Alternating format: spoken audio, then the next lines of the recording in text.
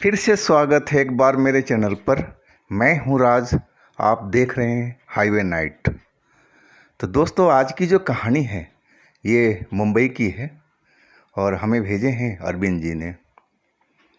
अरविंद जी का जब ये घटना हुआ था उनके साथ में, तो वो 23-24 साल के थे और इस घटना का गुजरे करीब करीब अब 15 साल हो चुका है। तो विस्तार से चलते हैं अरविंद जी की कहानी में। लेकिन दोस्तों, मेरे को चैनल को आपने अभी तक सब्सक्राइब नहीं किया है तो प्लीज़ कर लीजिए, धन्यवाद। दोस्तों, मेरा नाम अरविंद है, मैं मुंबई में रहता हूँ। मेरा परिवार भी यहीं पर है। मैं एक जॉब करता हूँ, पिताजी रिटायर हो चुके हैं। बात उन दिनों की है, पिताजी और माँ सब हमारे गांव गए हुए थे। मैं अपने घर में अकेला ही रहता था और उनका गांव में घर बना रहे थे और उनमें टाइम लगना था। 3-4 महीने के बाद ही आना था उनको वापस। मैं अपने काम में रोज़ जाता था लोकल ट्रेन से। जो हमारा ऑफिस था वहाँ से लोकल ट्रेन से हमें 40-45 मिनट लगता था हमारे घर के पास के स्टेशन पर उतरने पर। उसी दौरान मैं जब रात को घर जाता था, करीब 9 बजे के आसपास ट्रेन पकड़ता था, तो मुझे एक लड़की से दोस्ती हो गई थी। बहुत खूबसूरत लड़की थी और उसका जो देखने का अंदाज़ था, बात करने का तरीका था, सब कुछ मुझे बहुत प्यारा लगता था। दोस्ती हो गई थी लेकिन इतनी नज़दीकियाँ नहीं थी। और मुझे वो इसी टाइम में जब मैं घर जाता था तभी मुझे वो मिलती थी स्टेशन पर। सुबह आते टाइम कभी वो नहीं मिली थी। मैं पूछा भी था, उसका नाम था जिया। वो करीब 20-22 साल की लग रही थी। मैं उससे पूछा तो, जिया कि तुम सुबह में हमारे साथ क्यों नहीं आती हो, आखिर तुम भी तो जॉब करती हो यहीं पर मुंबई में। बोली, हाँ मेरे साथ में जान पहचान के लोग आते हैं सुबह में, तो मैं नहीं चाहती हूँ कि मैं किसी की नज़रों में आऊँ आपके साथ में। वो बात को घुमा दिया था। मैं भी समझ गया शायद कोई होगा, इसके साथ में कोई कंडीशन होगा। तो रात को तो ज़रूर हम जाते थे साथ में। मेरा ऑफिस 9 बजे ख़त्म हो जाता था और वो 9:15 बजे तक स्टेशन पर आती थी। वो किसी होटल में जॉब करती थी, उसने बताया था। इस तरह बीतते बीतते करीब 1 महीना के आसपास गुजर गया था, लेकिन हमें कहीं पर नज़दीक बैठने का मौका नहीं मिला, कोई ढंग से बात करने का मौका नहीं मिला उससे। बस हमारी जो दोस्ती थी ट्रेन तक की ही सीमित थी और वो हमारे स्टेशन से एक स्टेशन आगे पर जाती थी, वो बोलती थी, और मैं एक स्टेशन पहले उतर जाता था। रात होने के कारण मैं कई बार बोला, जिया चलो मैं तुम्हें घर तक छोड़ आऊँगा, एक ही स्टेशन की तो बात है, लोकल ट्रेन तो चलती रहती है, उधर से हमें आने में कोई दिक्कत नहीं होगी। लेकिन वो मना कर देती थी, कहती थी स्टेशन के पास में ही मेरा घर है, बिल्कुल स्टेशन से उतरी मैं घर में पहुंच गई। वो हमेशा मेरे को मना कर देती थी। मैं समझ गया कि शायद मेरे से नज़दीकियाँ बढ़ानी नहीं चाहती है, बस टाइम अपना पास कर रही है, मेरे जज्बातों से खेल रही है, मुझे ऐसा ही लग रहा था। मैं ऐसे भी एक बार धोखा खा चुका था प्यार में और मैं दोबारा धोखा नहीं खाना चाहता था। मैं आज उससे पूछना ही था कि तुम मुझसे प्यार करती हो या नहीं करती हो, मुझे जवाब चाहिए था। मैं उसका इंतज़ार कर रहा था। 9 बजे का टाइम मेरा हो चुका था, मैं आ गया था स्टेशन के पास में और वो अभी आई नहीं थी।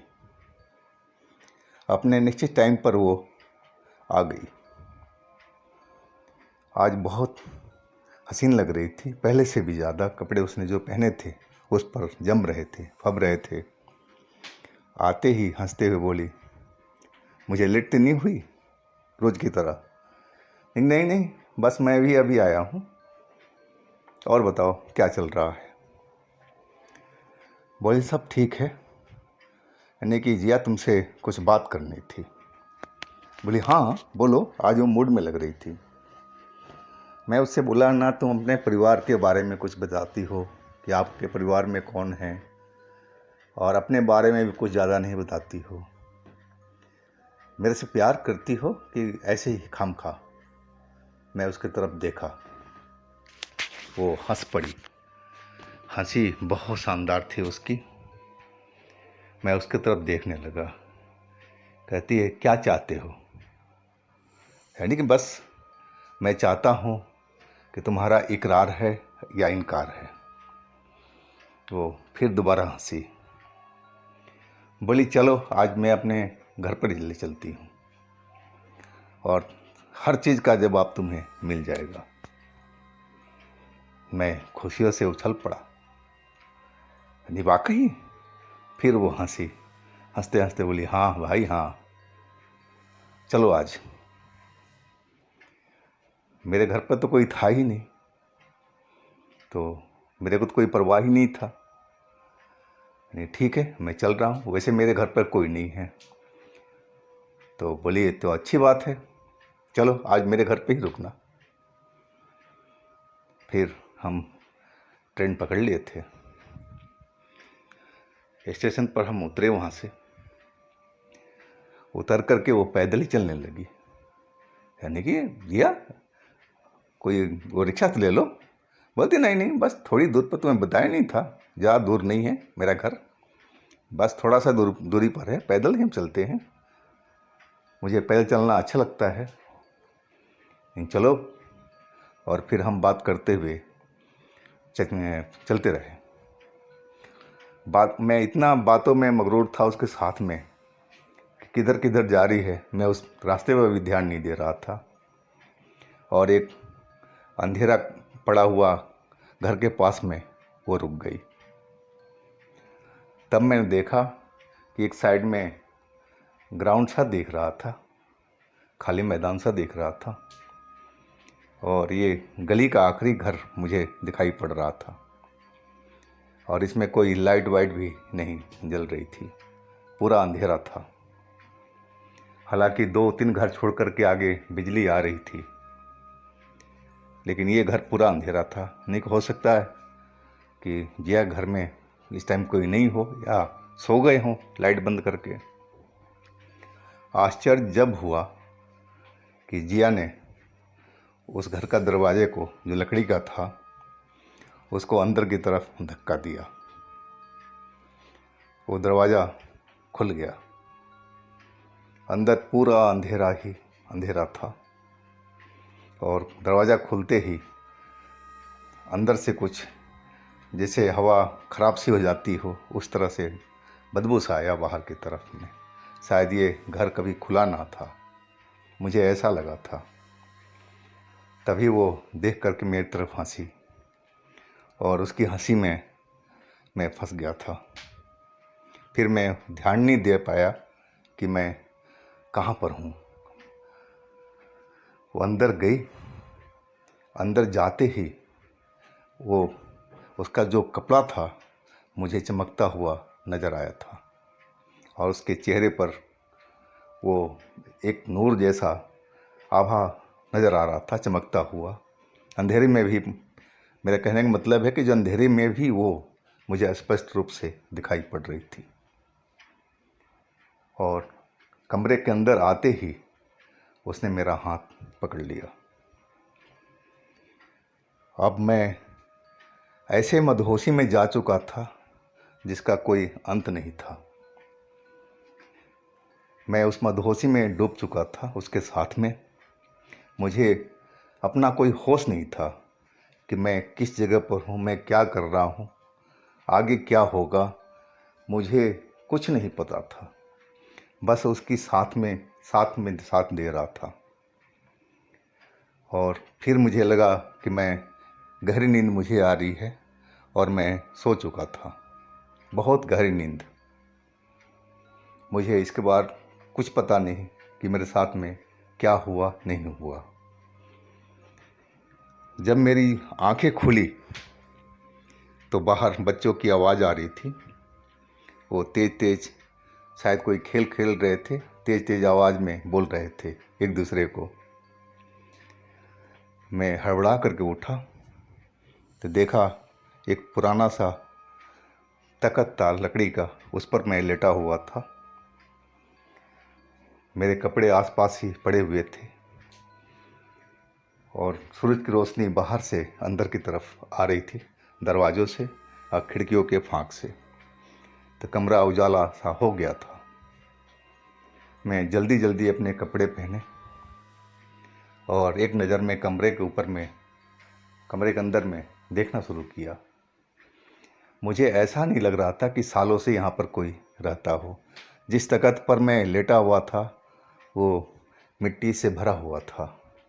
मिट्टी क्या, कई परत लग रहा था कि उस पर जमा हो। अब मैं समझ गया था कि मैं बहुत बड़े किसी जाल में फंस चुका था और मैं किसी बड़े खतरे की तरफ जा रहा था। जल्दी जल्दी कपड़े पहन करके मैं उस दरवाजे से बाहर निकला। दरवाज़ा भी बहुत मुश्किल से खुला था और जल्दी से मैं उस दरवाजे को बंद किया और बाहर देखा तो सारे लड़के जो फुटबॉल खेल रहे थे वो रुक करके मेरी तरफ देख रहे थे अजीब निगाहों से, और उनका मुंह खुला क्या खुला था, जैसे मैं इस संसार का 8वां अजूबा हूँ। वो मुझे देख रहे थे ऐसे इस नज़रों से। मैं अब वहाँ बिल्कुल नहीं रुका, ना उनकी तरफ देखा।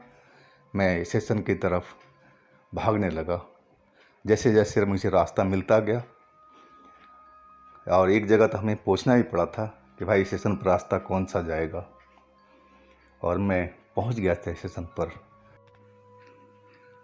स्टेशन पर पहुँच करके अब मुझे लगा कि मैं अब सही जगह पर आ चुका हूँ, यहाँ डरने की ज़रूरत नहीं है।